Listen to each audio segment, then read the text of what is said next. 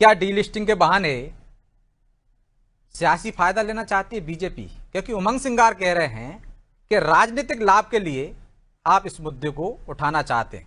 आदिवासी code दें पहले, यदि उनको हक ही देना है तो। नाच गाने के लिए बुला रहे हैं दिल्ली। देखिए, भारतीय जनता पार्टी ने हमेशा आदिवासियों के हित, सम्मान, स्वाभिमान और आत्मगौरव के लिए काम किया है। हमने कभी उनको वोट बैंक नहीं माना। अब देखिए, कांग्रेस पार्टी ने दशकों तक देश पर राज किया, दशकों तक मध्य प्रदेश में राज किया, उनकी सरकार रही। तब ये सब मुद्दे कहां थे? और इनके पास आज की डेट में, अब देखिए, अनुसूचित जाति में अनुच्छेद 341 में साफ प्रावधान है कि यदि आप अपनी मूल धर्म से आप धर्मांतरण करके किसी और धर्म में जाते हैं तो आपको मिलने वाली आरक्षण या अन्य सुविधाएं, मिलने वाली सुविधाएं आपकी समाप्त कर दी जाएंगी। बिल्कुल। और अनुच्छेद 342 में अनुसूचित जनजाति वर्ग के लोगों का कहना है कि जो लोग धर्मांतरण के बाद दूसरे धर्म में परिवर्तित हो जाते हैं, चले जाते हैं, उनको इसका लाभ नहीं मिलना चाहिए। तो ये तो बहुत लॉजिकल बात है। बंगाल में देखिए आप, बंगाल में बड़े पैमाने पर धर्मांतरण हुआ ममता बनर्जी जी की सरकार में। तो कई आदिवासी वर्ग के लोग आदिवासी वर्ग का भी फायदा ले रहे थे। वहां पे मुस्लिम समाज को भी आरक्षण दिया गया था, उसका भी फायदा ले रहे थे।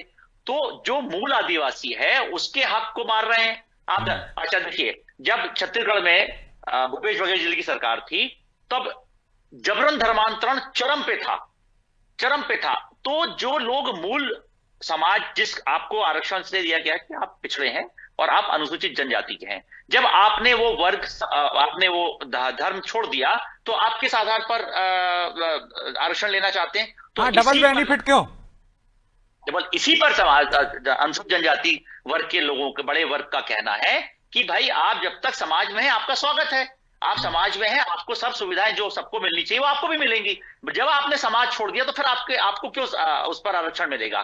तो इसी पर भारतीय जनता पार्टी ने कभी भी आदिवासी समाज को वोट बैंक नहीं माना। आप देखिए, आज महामहिम राष्ट्रपति महोदया द्रौपदी मुर्मू जी आदिवासी समाज से आती हैं। मध्य प्रदेश की बात करें तो राज्यपाल मंगू भाई पटेल जी आदिवासी समाज से आते हैं। बिरसा मुंडा जी, टंट्या भील जी जैसे बड़े स्वतंत्रता संग्राम सेनानी हुए मध्य प्रदेश में, इनको कभी कांग्रेस पार्टी ने तवज्जो नहीं दी। इनके नाम मतलब आप ये कह रहे हैं कि ये वोट बैंक का मामला नहीं है, आदिवासियों की मूल मांग है, हम उसका समर्थन कर रहे हैं। ठीक है अंबिका जी, क्या आप नहीं चाहते हैं कि धर्म परिवर्तन के बाद भी आरक्षण से छुट्टी मिलना चाहिए? एसटी का जो आरक्षण दर्जा, डबल बेनिफिट क्यों?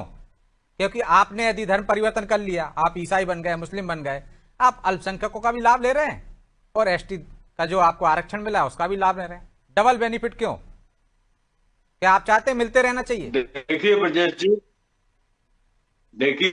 जी, आदिवासी की पहचान उसकी संस्कृति, रूढ़ और परंपरा जल, जंगल, जमीन के जुड़ाव से होती है, किसी पूजा पद्धति के आधार पर नहीं होती है। यह साफ तौर पर देख लेना चाहिए। और जो लिस्टिंग के संबंध में ये बात चल रही है, जो सम्मेलन हो रहा है, उससे इनकी मंशा साफ जाहिर होती है कि ये आदिवासी विरोधी लोग हैं। ये लोग फूट डालो राजनीतिकों की राजनीति करके और निश्चित रूप से इसका राजनीतिक लाभ लेना चाहते हैं। और उस जो हमारी जो सबसे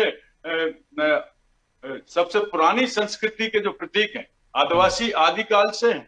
और निश्चित रूप से धारा 342 में प्रावधान है कि आर्थिक स्थिति पर, सामाजिक स्थिति पर, उनके भौगोलिक अलगाव और उनकी विशिष्ट स्थिति के आधार पर उनको ये सुविधा प्राप्त है। हम इसको टच नहीं कर सकते।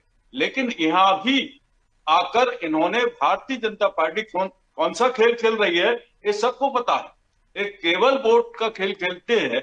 और जो हमारा आदिवासी वर्ग है, जिसकी बड़ी हिमायती सरकार बनती है, आज तो बिल्कुल एक्सपोज है, पूरी तरह से हो गए कि कितने विरोधी लोग हैं ये, कितना साफ साफ कह रहे हैं ना आप, वर्ग से इन लोगों को घेरना है। अंबिका जी, वर्ग को आपका मतलब साफ साफ है ना कि धर्म परिवर्तन के बाद भी एसटी का आरक्षण मिलते रहना चाहिए, यही कहना चाह रहे हैं आप?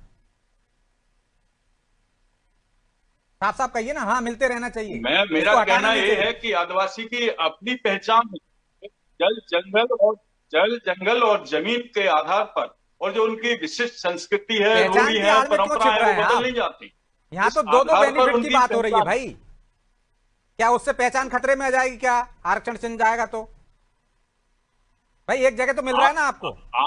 आप कैसे तय करेंगे कि इन्होंने धर्म परिवर्तन कर लिया? इसमें तो ये मनमाने तरीके से आदिवासियों को उनके लाभों से वंचित करेंगे और एक वोट बैंक का खेल खेले। इनकी नीयत में खोट है ब्रजेश जी।